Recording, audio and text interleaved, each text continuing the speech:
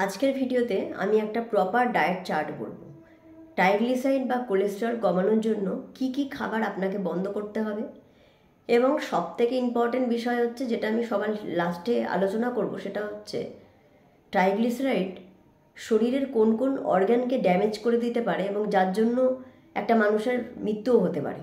Triglyceride এমন একটা জিনিস যেটা ডায়েটে পুরোপুরি কন্ট্রোল করা সম্ভব। আপনার ওষুধ ছাড়াও একটা একটা বড় অপশান আছে, সেটা হচ্ছে যে ডায়েট, যেটা আপনি কন্ট্রোল করতে পারেন। কোলেস্টেরল বা ট্রাইগ্লিসারাইডের লেভেল চেক করতে রিপিট প্রোফাইল টেস্ট করা হয়। সেই ব্লাড টেস্টে যদি ট্রাইগ্লিসারাইড মোর দ্যান 150 হয়, তার মানে আমাকে সতর্ক থাকতে হবে। ক্ষেত্রে বলে রাখবো, ট্রাইগ্লিসারাইড খুব একটা কিন্তু এক্সারসাইজের মাধ্যমে কমবে না, যেটা আপনাকে ডায়েট ফলো করতেই হবে, এবং সেরকম হলে ডাক্তার বুঝলে আপনাকে ওষুধও খেতে হবে। এবং কোলেস্টেরলের ওষুধ আর ট্রাইগ্লিসারাইডের ওষুধ কিন্তু এক নয়, যেটা অনেকেই ভাবেন। আপনারা হয়তো শুনলে অবাক হবেন যে ধূমপান বা অ্যালকোহল ট্রাইগ্লিসারাইড লেভেলটাকে প্রচুরভাবে বাড়িয়ে দিতে পারে, প্রায় দ্বিগুণ করে দিতে পারে। তাই ধূমপান বা অ্যালকোহল তাহলে সবার আগে আপনাকে বন্ধ করতে হবে। কি কি খাবার আপনাকে ট্রাইগ্লিসারাইড বেড়ে গেলে করা যাবে না, বন্ধ করতে হবে? প্রথমেই হচ্ছে স্মোকিং, দ্বিতীয় হচ্ছে অ্যালকোহল, 3 নাম্বার হচ্ছে যে কোনো ধরনের চিনি জাতীয় খাবার, মানে সুগার, কার্বোহাইড্রেট পুরোপুরি বন্ধ করতে হবে। কার্বোহাইড্রেট নেওয়াই যাবে না। 4 নাম্বারে আসছে অয়েল, সেটা যে কোনো ধরনের অয়েল। ইনফ্যাক্ট আমরা যাদের ট্রাইগ্লিসারাইড 250 হয়ে যায় 250, তাদেরকে বলে দিই অয়েল ফ্রি, মানে জিরো অয়েল ডায়েট খেতে।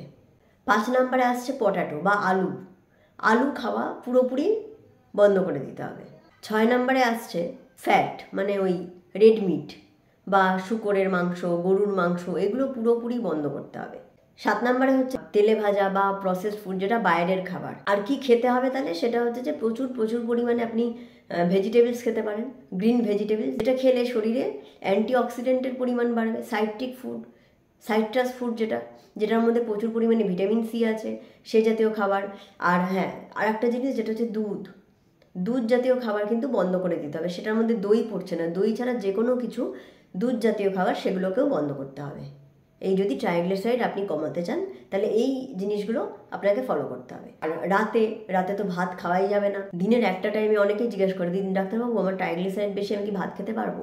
ভাত অল্প পরিমাণ, হয়তো লাঞ্চে আপনি অল্প পরিমাণ রাইস আপনি নিতে পারেন, কিন্তু গ্রিন স্যালাড যত পারেন, গ্রিন স্যালাড, প্রোটিন ইনটেক আপনি ঠিকঠাক করতে পারেন, তাতে কোনো অসুবিধা নেই। ডিমের সাদা অংশ খান, ডিমের হলুদ অংশ যেটা কুসুম, সেটা খাবেন না, সেটা বাদ দিয়ে দিন। যেটা সবথেকে ইম্পর্টেন্ট টপিক বলেছিলাম আলোচনা করব, সেটা হচ্ছে যে ট্রাইগ্লিসারাইড আমাদের শরীরে কীভাবে ক্ষতি করছে এবং কোন কোন অর্গানকে নষ্ট করছে, যার জন্য মানুষের মৃত্যু হতে পারে। একটা হচ্ছে ব্লাড ভেসেলসের ওপরে ডাইরেক্টলি প্রভাব ফেলছে। সেটা কিভাবে না, ব্লাড ভেসেলস অর্থাৎ আর্টারি যেগুলো দিয়ে রক্ত প্রবাহ হচ্ছে, রক্ত সারা দেহে যাচ্ছে, সেই আর্টারিগুলোকে শক্ত করে দেয়, যার জন্য ব্লাড ফ্লো ঠিকঠাক হয় না। এবং এই ঘটনাটাকে অ্যাথেরোস্ক্লেরোসিস বলে। অ্যাথেরোস্ক্লেরোসিস খুব খারাপ। বিভিন্ন জায়গায় কিন্তু ধমনির মধ্যে, আর্টারির মধ্যে বিভিন্ন জায়গায় ব্লাড ক্লট তৈরি হতে পারে, এর জন্য মানুষ মারা যেতে পারে, এর জন্য হার্ট অ্যাটাক হতে পারে। এই যে আমি বলেছিলাম যে হার্টের ওপরে প্রভাব ফেলে, কিভাবে না, এইভাবেই ব্লাড ভেসেলসের ওপরে প্রভাব ফেলছে এবং সেটা হার্টকে ইনডাইরেক্টলি এফেক্ট করছে এবং হার্ট অ্যাটাক হচ্ছে। ট্রাইগ্লিসারাইড বেশি থাকলে দেখা গেছে এই জন্য সার্ভে করে যে হার্ট অ্যাটাক বেশি হয় এবং হার্ট অ্যাটাকের হিস্ট্রি তার রয়েছে। লিভারের ওপরে প্রভাব ফেলছে, ফ্যাটি লিভার তৈরি হচ্ছে। যেটা সব থেকে খারাপ করছে, ট্রাইগ্লিসারাইড বেড়ে গেলে যেটা সব থেকে ক্ষতি হয়, সেটা হচ্ছে প্যাঙ্কিয়াস। তবে ট্রাইগ্লিসারাইডের লেভেল যদি 500-র বেশি হয় বা 400-র বেশি হয়, তাহলে প্যাঙ্কিয়াসের ওপরে একটা এফেক্ট করে এবং প্যাঙ্কিয়াস অগ্নাশয় যেটাকে বলে, সেটা এতটাই ক্ষতিকারক জিনিস যে প্যাঙ্কিয়াসে যদি একবার এফেক্ট করে, সেটা কিন্তু কোনোভাবে কিওর সম্ভব না, এবং প্যাঙ্কিয়াটাইটিস হলে মানুষ মারাও যেতে পারে। তাই 3টে জিনিস খুব ক্ষতি করছে, ব্লাড ভেসেলস, এবং ব্লাড ভেসেলসের থেকে হার্টকে ক্ষতি করছে, লিভারকে ক্ষতি করছে, কিন্তু প্যাঙ্কিয়াস ওটাকে ঠিক করা সম্ভব না।